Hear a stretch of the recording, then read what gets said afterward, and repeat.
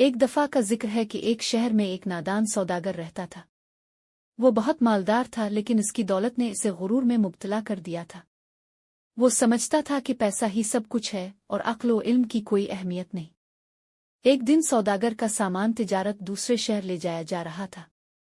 سوداگر نے فیصلہ کیا کہ وہ بھی قافلے کے ساتھ جائے گا۔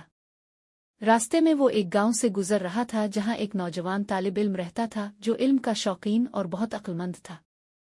سوداگر نے طالب علم سے مذاق میں کہا، تم اپنی ساری زندگی کتابوں میں ضائع کر رہے ہو۔ اگر تم میرے ساتھ تجارت کرو تو تم بہت پیسہ کما سکتے ہو۔ علم سے تمہیں کیا فائدہ ہوگا؟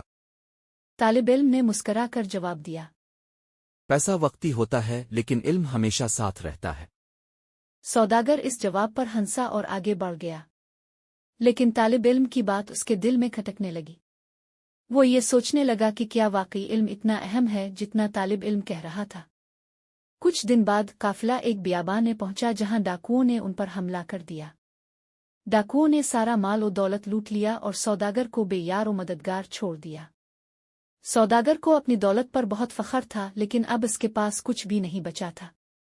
مایوس ہو کر سوداگر ایک چھوٹے سے گاؤں پہنچا جہاں وہی طالب علم رہتا تھا جس سے اس نے مذاق کیا تھا۔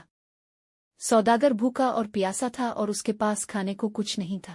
وہ شرمندگی کے ساتھ طالب علم کے پاس گیا اور مدد کی درخواست کی۔ طالب علم نے اسے خوش اخلاقی سے اپنے گھر میں پناہ دی، کھانا کھلایا اور اس کی حالت بہتر کی۔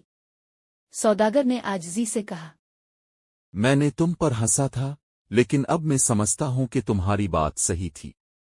میری دولت تو ختم ہو گئی لیکن تمہارا علم آج بھی تمہارے ساتھ ہے۔